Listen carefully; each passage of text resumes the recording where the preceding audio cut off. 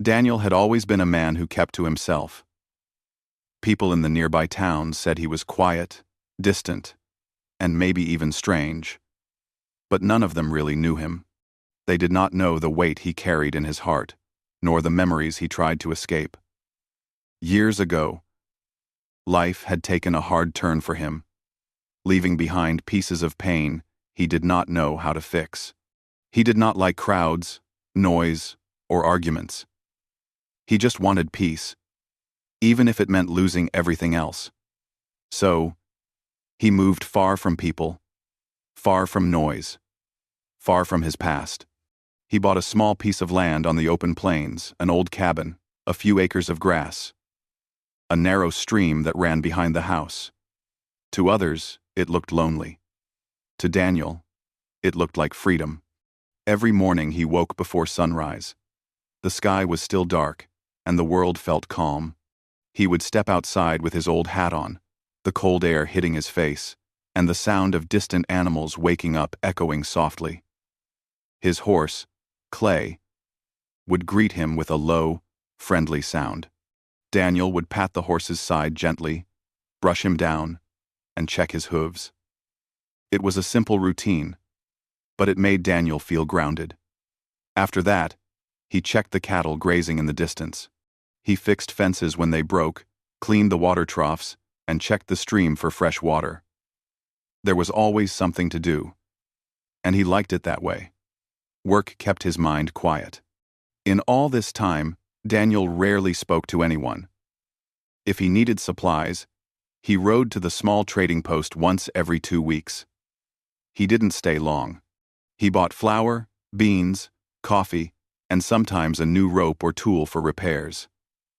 The storekeeper would try to talk, asking how ranch life was going, but Daniel answered with short replies.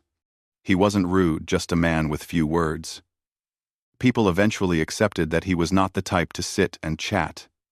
They began calling him the silent cowboy on the ridge. The name didn't bother Daniel. In fact, he preferred it. His days were quiet, filled with work, the sound of wind brushing through tall grass, and the occasional whistle of hawks overhead. At night, he sat near the small fire inside his cabin, reading old books or carving small wooden shapes with his knife. He didn't need music. He didn't need company. And he didn't need excitement. Peace was enough. Silence was enough. Or so he thought. The land around his cabin stretched in every direction, golden, open, and beautiful. It was the kind of place where one could see visitors coming from far away because dust rose behind any horse that moved across the plains. Daniel liked that. It meant nothing surprised him. But on one warm afternoon, things changed. Daniel was fixing a wooden gate on the east side of his land. A strong wind had blown it loose the night before. He knelt on the ground, his hands dirty from the soil, hammering a nail into place. Clay grazed nearby, flicking his tail calmly. Everything felt normal, just another quiet day. Then Daniel noticed something unusual. A faint cloud of dust rose in the distance farther than his cattle ever wandered. He squinted, wiping sweat from his forehead. Maybe it was just a herd of wild animals. Maybe it was a rider, heading somewhere else. He kept watching. The dust cloud moved slowly, not fast enough to be a herd. It stayed steady, as if 2 or 3 horses were approaching. Daniel stopped working and stood up. His heart didn't race, but it tightened just a little. Visitors were rare. Unexpected visitors were even rarer. He walked closer to his horse, gently running a hand down Clay's neck. Clay lifted his head, ears turning toward the distant riders. Even the horse sensed something coming. As the figures grew clearer, Daniel realized they weren't cowboys or settlers. Their clothes were different, their horses smaller and tired-looking. They were women, 2 of them, and from the look of their clothing and the patterns on their saddles, Daniel understood they were Apache. His first reaction was caution. Not fear, not anger, just quiet caution.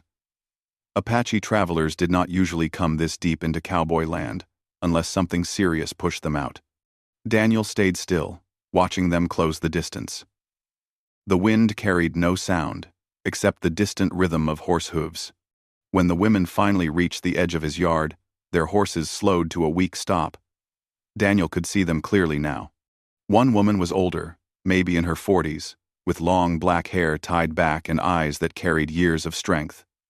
The younger woman, perhaps in her 20s, looked exhausted but alert. Dust covered their clothes. Their horses' sides were heaving, as if they had been traveling for hours without rest. The older woman looked at him with a steady gaze, and then glanced at his cabin. Daniel didn't speak yet. He waited, letting them choose their first words. The silence between them was long, broken only by the soft snorting of tired horses. Finally, the older woman guided her horse a step forward. Her voice was calm, but worn. "We seek safe ground for a short time," she said softly. "Just water. And rest." Daniel nodded slowly, his expression unreadable. He glanced at their horses again, noticing the tired legs, the dry lips, the desperate need for shelter. He didn't know why they were traveling. He didn't know what danger followed them. But he knew one thing: they needed help. He wasn't a man who liked visitors. But he also wasn't the kind who turned away people in need. He walked toward the horses first, checking their condition. The younger woman tensed for a moment, but the older one gently touched her arm, signaling that it was all right. Daniel didn't say much, but his actions were clear. He took the reins gently and walked the horses toward the water trough. The animals drank eagerly. Then he turned to the women and motioned with a small gesture toward his cabin. The younger woman hesitated, unsure if they should trust him. But the older woman seemed to sense something quiet and honest in Daniel's eyes. They followed him to the cabin. Inside, it was simple wooden walls, a small table, a bed in the corner, and a fire burning softly. Daniel brought a bucket of water and handed it to them without a word. The younger woman drank carefully, her hands shaking slightly. The older woman thanked him with a small nod. Daniel didn't ask any questions.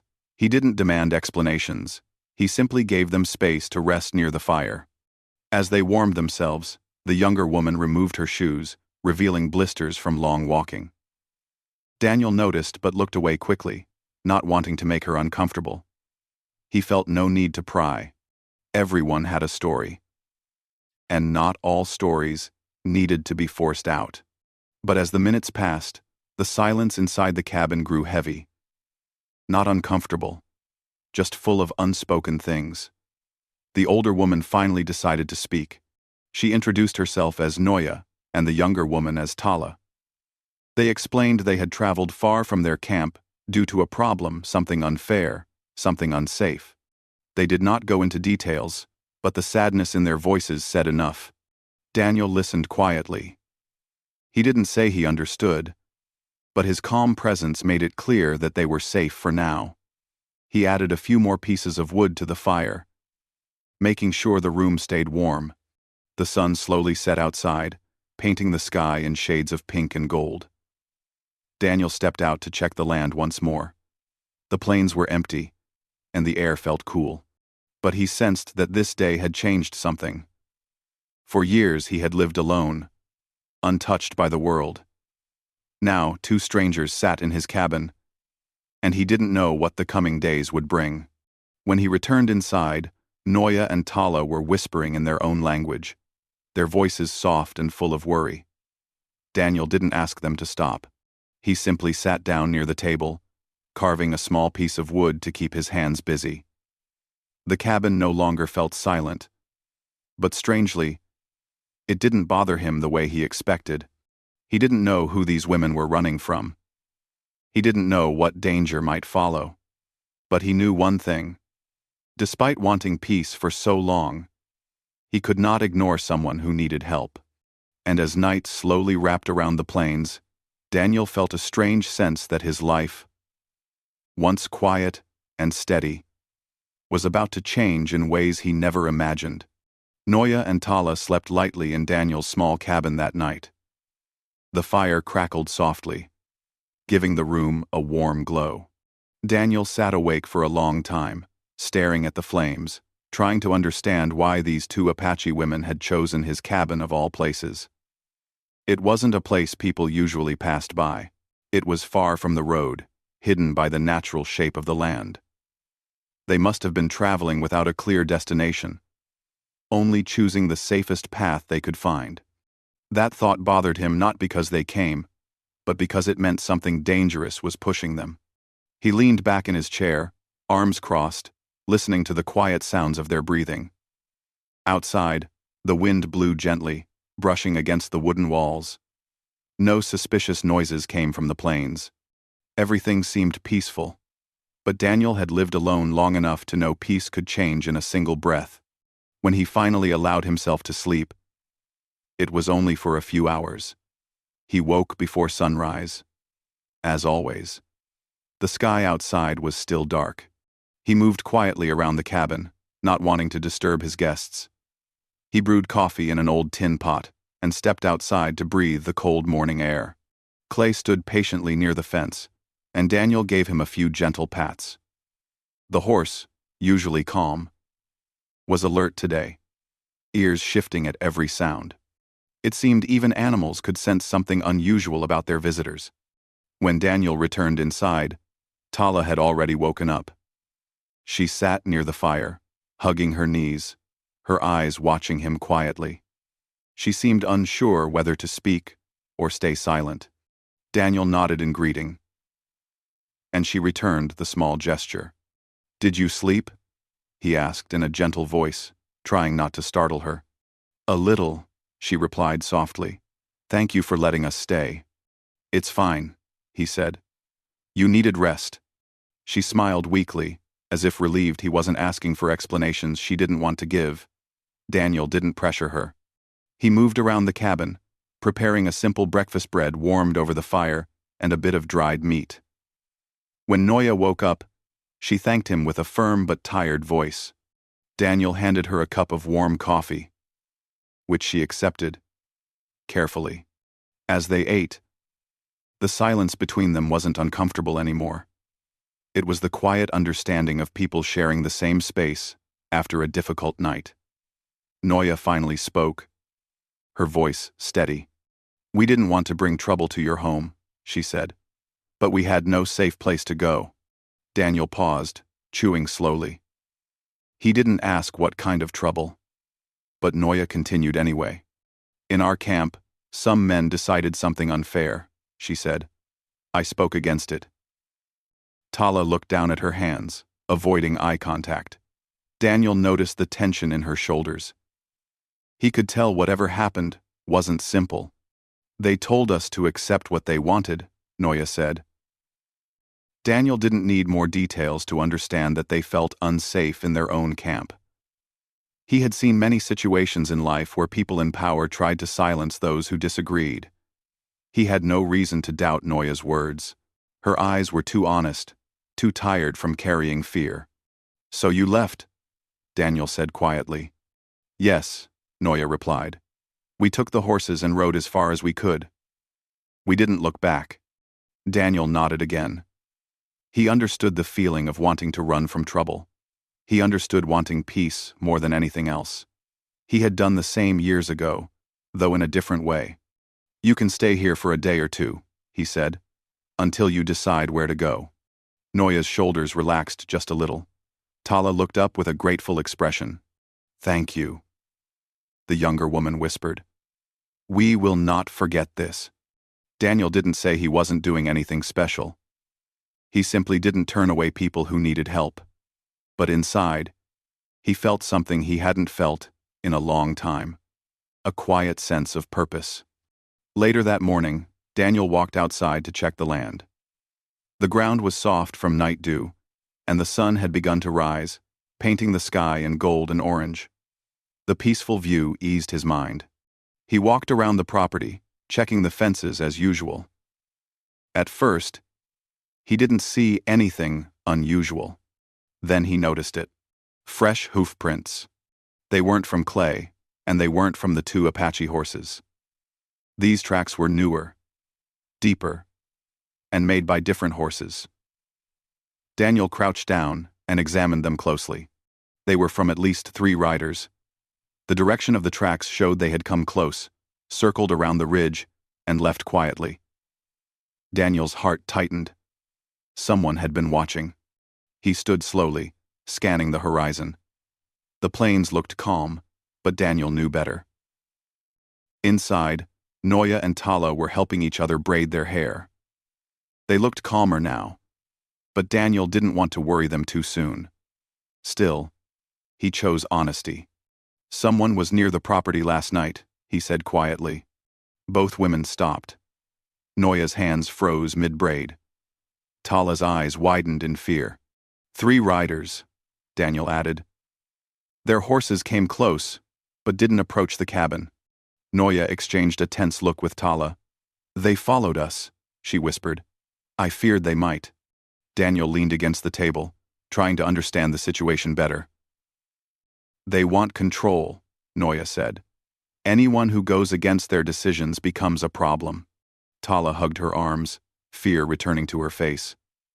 Daniel felt a strong instinct rise inside him, a protective instinct he hadn't felt in years. "You're safe here," he said firmly. "This land is mine. No one comes in without my say." Noya looked at him with a mixture of gratitude and concern. "We do not want to bring trouble to you," she said. "If they believe we are here, they will come." Daniel didn't flinch. "Let them come," he said calmly. "I don't turn away people who need help." Noya studied him for a long moment. In her eyes, Daniel saw something he had not seen in anyone's eyes for years: trust. The rest of the morning passed quietly, but there was an underlying tension in the air. Daniel taught the women how to use the water pump, helped them brush their horses, and showed them where they could rest outside if they wanted fresh air. Tala watched him with quiet curiosity. She seemed surprised that a cowboy who lived alone could be so patient and gentle. Around midday, Noya and Tala helped gather firewood. Daniel worked beside them, showing them the best places to find dry pieces. While they worked, Noya shared a little more about their journey. They had ridden 2 full days without stopping, afraid the men from their camp would catch up. They had hoped to find a safe area near the river, but when they saw smoke rising from Daniel's cabin, they took it as a sign. "Why here?" Daniel asked softly. Noya smiled faintly. "Your land felt peaceful," she said. "Not many places feel peaceful anymore." "No." Daniel didn't expect that answer. It warmed something deep inside him. But this peace was fragile. Near sunset, Tala pointed toward the horizon. "Riders," she whispered. Daniel turned sharply. 3 figures on horseback approached slowly. Their posture was firm, confident, and heavy with intention. Noya's face tightened in fear. Tala stepped closer to Daniel, her voice trembling. "It's them." Daniel didn't move at first. He watched the riders approach, their silhouettes growing darker against the orange sky. They stopped a distance away, but close enough that their voices could be heard. "We're looking for 2 women," the leader called out. "They belong to us." Daniel stepped forward calmly, his expression unreadable. "They don't belong to anyone." The men exchanged looks. One of them spat on the ground. "They left our camp without permission," the leader said. "We're taking them back." Noya and Tala stayed behind Daniel, their breaths shaking. They didn't want to be seen, but the men already knew they were there. Daniel stood tall. His voice remained calm, but firm. "They're staying here for now," he said. "No one is taking them." The men glared at him. "You're making a mistake, cowboy," one growled. Daniel didn't blink. "Maybe," he said. "But not today." The standoff lasted several breaths. The men finally turned their horses around, but not before the leader spoke again. "We'll be back." As they rode away, the weight of their threat hung heavy in the air. Tala trembled slightly. Noya placed a hand on her shoulder. Both looked at Daniel, with fear, mixed with hope. Daniel exhaled slowly. "You're safe," he said again. "As long as you're here." And for the first time, The two women truly believed him. Daniel did not sleep much that night. After the three riders left, the cabin felt different, no longer just a quiet home, but a place standing between danger and two frightened women. The fire inside burned low, throwing soft light across the wooden walls. Noya and Tala sat close together, whispering quietly in their own language. Daniel didn't interrupt. He knew they were frightened and trying to understand what might happen next. He stepped outside a few times to scan the plains. The sky was clear, filled with stars, and the land was silent, except for the distant call of night birds. Nothing moved. No riders approached, but Daniel's instincts kept warning him that the peace wouldn't last long. Clay, his horse, stood alert near the fence, ears shifting at every rustle of the grass. Even the cattle seemed uneasy, staying closer together than usual. Daniel understood the signs animals often sensed danger before humans did. When he came back inside, Noya looked up at him. Her eyes were tired, but steady. Tala looked smaller, sitting quietly with her knees pulled close. Daniel placed more wood on the fire and sat down at the table, rubbing his forehead. "They will return," Noya said softly. "They don't let go easily." "I know," Daniel replied. His voice was calm, but inside he felt a heavy responsibility. He had chosen to protect them, and now he planned to stand by that choice. The rest of the night passed slowly. The women finally slept out of exhaustion, but Daniel remained awake until dawn. Only when the sky began to lighten did he allow himself a brief rest in his chair. Morning arrived quietly. The sunlight came through the window, warming the cabin. Tala woke first. She saw Daniel sitting with his hat over his face and smiled faintly, realizing he had barely slept. She moved quietly not to disturb him. When Noya woke up, she whispered to Tala, and together they stepped outside to gather water and stretch their legs. Daniel woke soon after and followed them outside. He could see the heaviness in their expressions, but also a quiet determination. They were not running anymore. They were choosing to stand, at least for now. The three of them worked together around the ranch. Daniel showed Tala how to collect eggs from the small chicken coop behind the cabin. She laughed softly when one of the chickens pecked near her boot. It was the first small laugh Daniel had heard from her, and it eased some of the tension in his chest. Noya helped Daniel repair a section of the fence that had been weakened by wind. She was strong and skilled, her hands steady.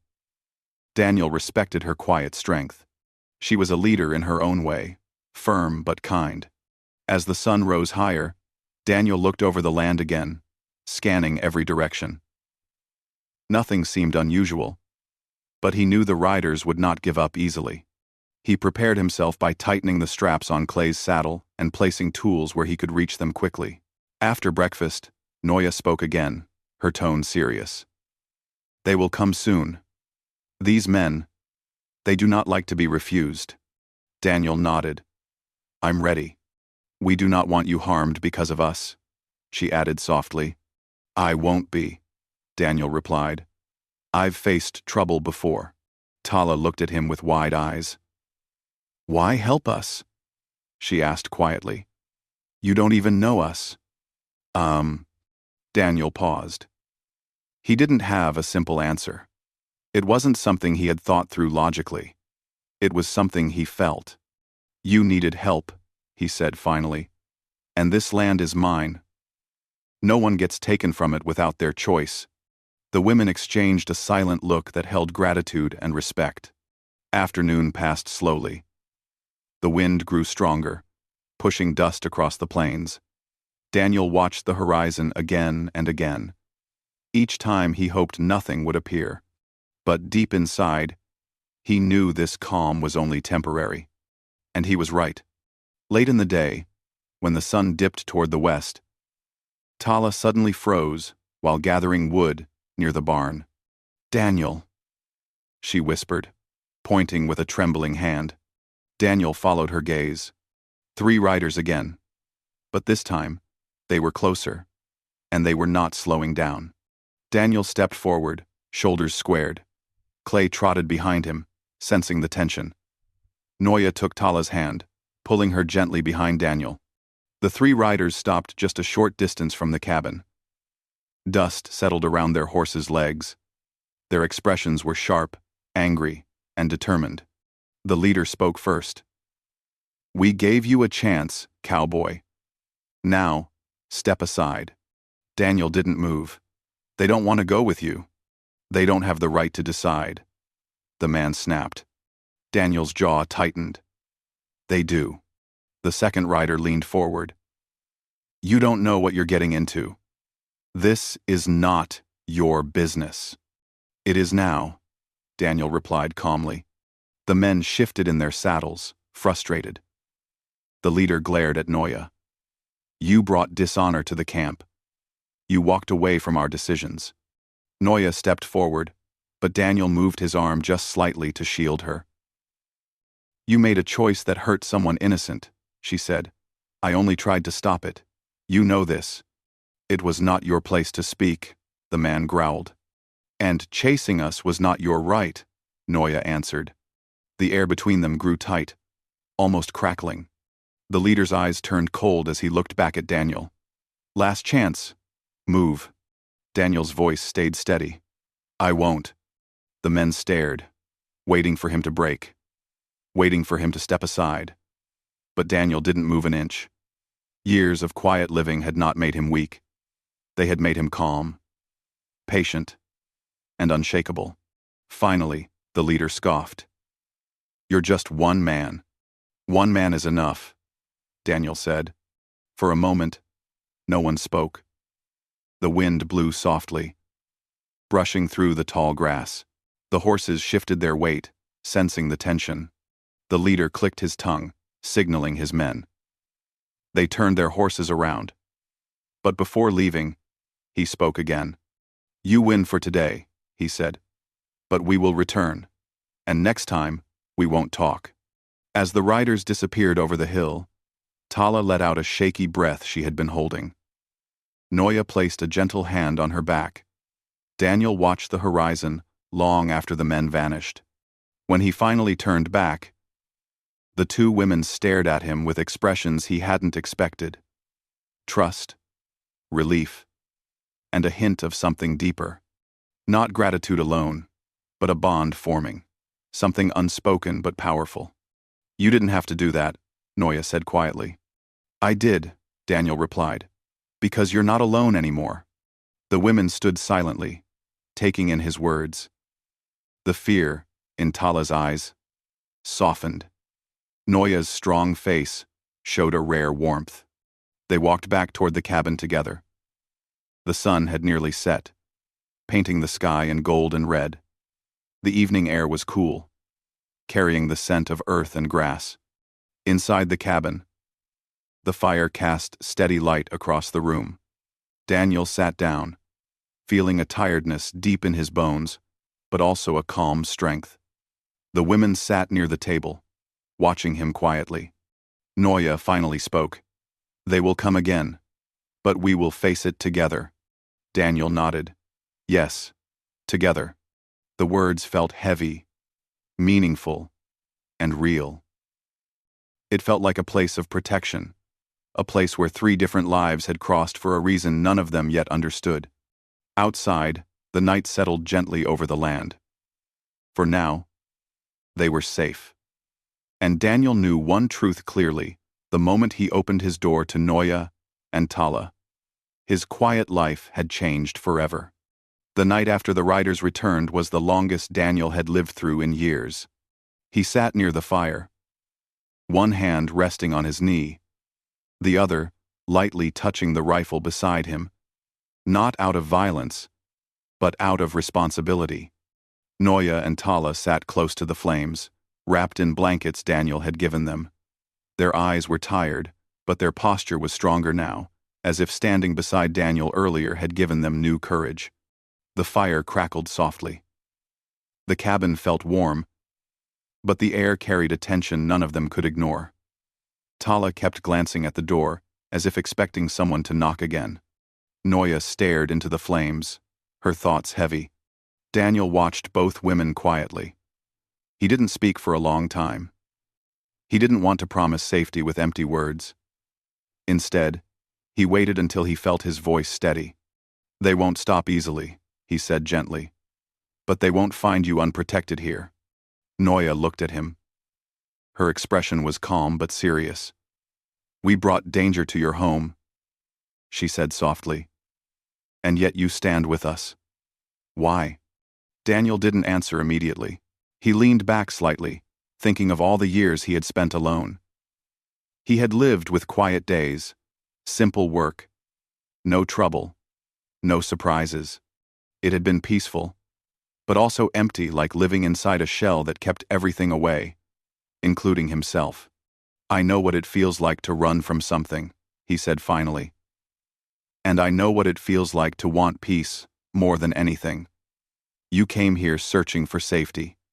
I won't let anyone take that away." Tala watched him with wide, gentle eyes. Her fear eased just a bit. "You're a good man," she whispered. Daniel shook his head slightly. "I'm just doing what feels right." Silence returned for a moment. But this time, it felt calmer. The fire glowed brighter as the night deepened. Eventually, tiredness pulled at all three of them. Daniel let the women take the bed while he slept lightly in his chair, ready to wake at the faintest noise. When dawn came, the sky slowly brightened.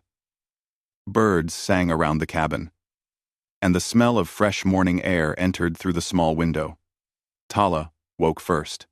She stretched her arms carefully, still feeling the weight of the past few days but sensing a new safety in the cabin. She stepped outside quietly and watched the sunrise paint the sky in warm colors. Daniel joined her after a few minutes. He carried 2 metal cups and handed her one filled with warm water. She accepted it with a small smile. Together, they stood in silence, looking at the open land that stretched endlessly ahead. "This place feels peaceful," Tala said softly. "It used to be quiet," Daniel replied. "Now, it feels more alive." Tala smiled gently, understanding what he meant. Inside, Noya woke and began preparing the cabin for the day. Daniel and Tala returned, and the three of them shared a simple breakfast. Despite the uncertainty, they spoke more openly than before about the land, about old memories, about small things that helped distract from the fear waiting beyond the hills. After breakfast, Daniel stepped outside to inspect the land again. He checked his fences, looked for fresh tracks, and scanned the horizon. At first, everything looked calm, but as he walked toward the ridge, he stopped suddenly. More hoofprints. Daniel knelt down, touching the ground carefully. These prints were newer than yesterday. Deeper. He could tell the riders had returned during the early morning and observed the cabin from a distance. They hadn't approached, but they had studied the land, likely planning their next move. He felt his jaw tighten. He didn't want to fight. He didn't want fear in his home, but he also would not let anyone claim the women against their will. When he returned to the cabin, Noya could read his expression instantly. "They came again," she said. "Yes," Daniel replied. "Early morning. They didn't approach." Tala's face paled. "What will they do?" Daniel took a slow breath. "They'll come back when they think we're not watching." Noya squared her shoulders. "Then we stay prepared." Daniel looked at her with respect. She had the spirit of a leader, calm, brave, steady even in fear. The day passed slowly. The wind blew harder, sending dust across the plains. The land felt restless. Daniel sharpened his tools, prepared ropes, checked the horses, and made sure the cabin doors could be secured if needed. Noya and Tala helped without hesitation. The three of them worked together like people who had known each other for much longer than a few days. As afternoon turned into evening, Daniel felt the air change. The plains grew quiet, too quiet. Even the cattle stood still, watching the horizon. Daniel stepped outside again. There they were. 3 riders this time, coming fast, leaving no doubt about their intentions. They didn't slow down until they reached the yard. Their faces showed anger, impatience, and frustration. They felt challenged, and they were ready to push harder. Daniel stood calmly near the cabin door. Noya and Tala remained behind him, their hearts racing but their faces firm. The leader spoke with a low, harsh voice. "We warned you. This is our last visit," Daniel answered without raising his tone. "This land is my home. You don't decide what happens here." The leader's eyes narrowed.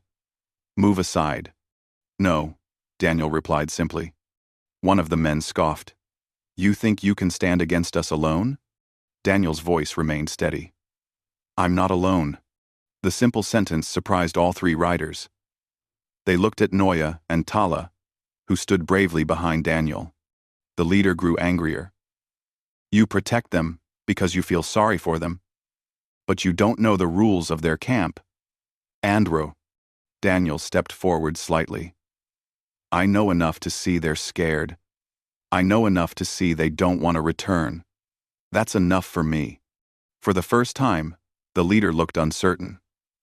Daniel's calmness, his unwavering posture, his refusal to be intimidated, it made the riders hesitate.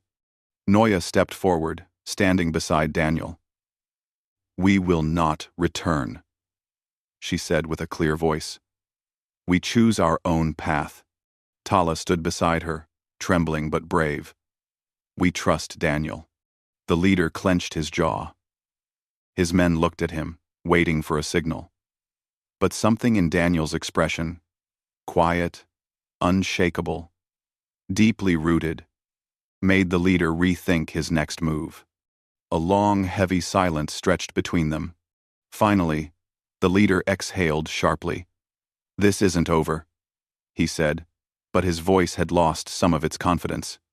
He turned his horse slowly. His two men followed. They rode a few paces away, then stopped again. The leader glared back. "One last time. You won't hear from us again," he said. "But they will not be welcome in our camp." Noya nodded. "We understand.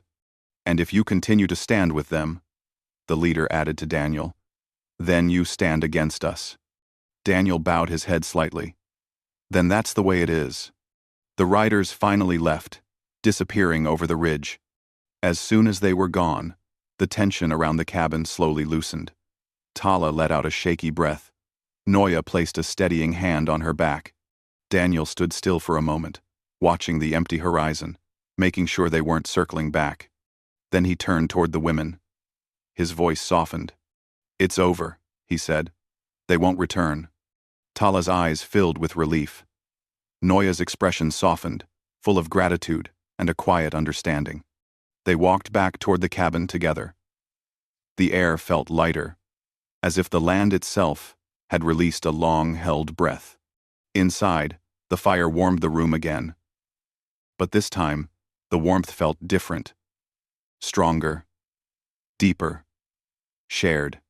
Noya looked around the small, simple cabin and smiled faintly. "This place saved us," she said. Daniel shook his head gently. "You saved yourselves. I just offered a place to rest." My. Tala stepped closer. "No," she said softly. "You did more. You stood for us when no one else would."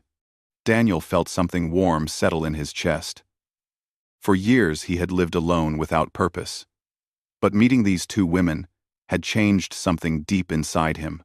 He realized he wasn't just protecting them, he was healing too. As evening fell, the three of them sat near the fire, sharing stories about their past lives, not the painful parts, but the parts they were ready to speak about. Daniel spoke more that night than he had in months. Tala laughed gently, and Noya listened with a calm smile. The cabin no longer felt like a shelter for one man. It felt like a home, with three hearts beating inside. Outside, the stars filled the sky, and the wind moved softly through the grass. The land was peaceful again. Not empty, but whole. Daniel understood clearly now that Solitude had once protected him, but connection had healed him. Noya and Tala had come to his door seeking safety, but in helping them, Daniel found something he thought he had lost forever: purpose, belonging, and a quiet, growing bond that would stay with all of them for the rest of their lives. Their paths had crossed by accident, but their lives were changed by choice. And together, they finally found the peace they had all been searching for.